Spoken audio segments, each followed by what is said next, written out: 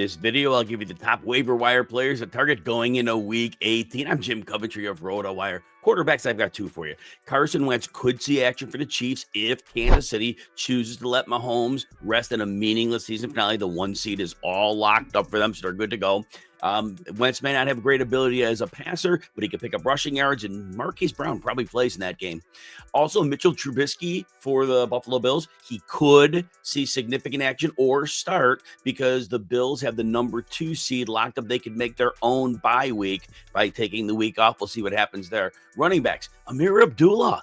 147 scrimmage yards against the Saints. It's possible based on this game that in Week 18 he sees bell cow usage in the season finale.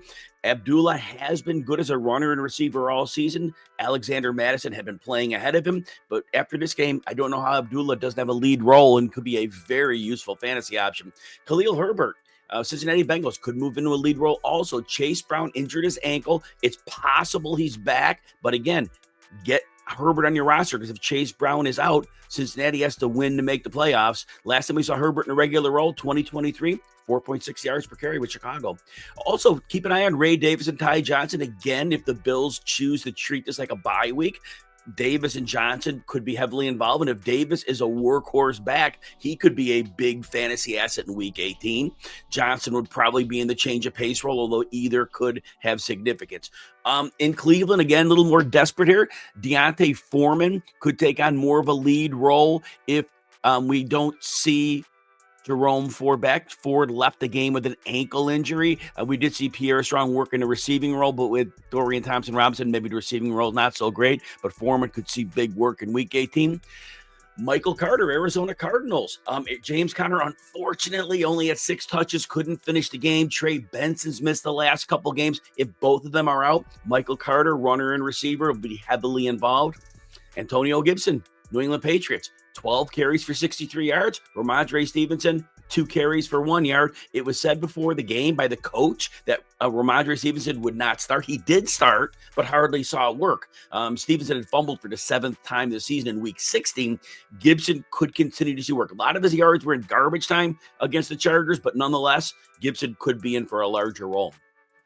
Jaleel McLaughlin, Denver Broncos, leads the team, 10 rushes, 2 targets, but he only played 23% of the snaps. But the good news is 76 yards and those 12 touches before the recent injury, which cost him a missed game. He had been playing well. When he's on the field, he touches the ball.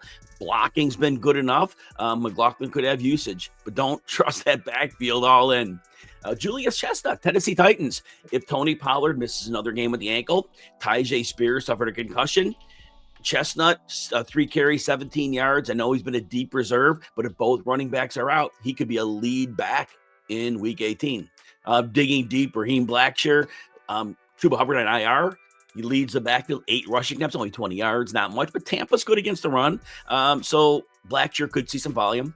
Keaton Mitchell, Baltimore Ravens, handled 12 touches for 48 yards. It was a blowout win. Rasheen Ali left the game with an injury. If we see Derrick Henry rested, if they get a lead, could be second half action, but Mitchell could get work in the game against the Browns. Finally, Kenny McIntosh, Seattle. He played 25% of the snaps, 7 carries, 46 yards against the Bears.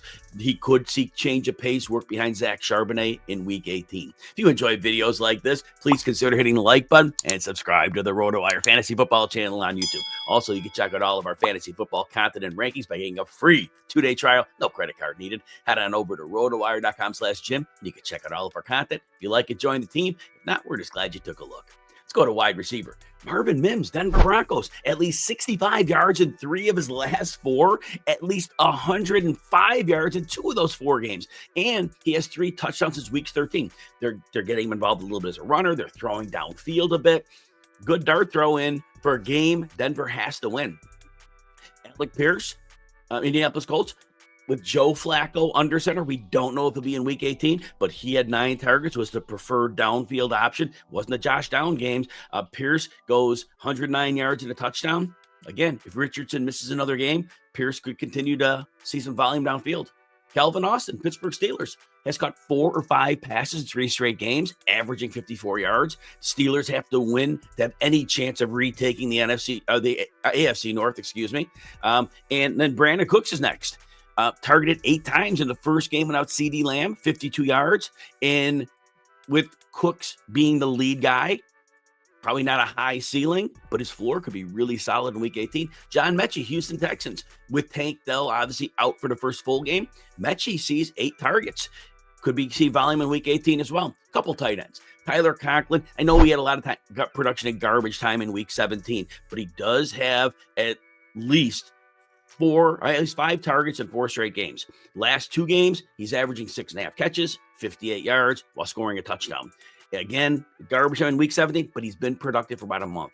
Finally, Noah Fant, averaging 6 targets, 3.3 receptions, 36 yards over the last 3 games, at least 3 catches in his last 9 games. If you need a PPR scoring floor, Fant could give you a little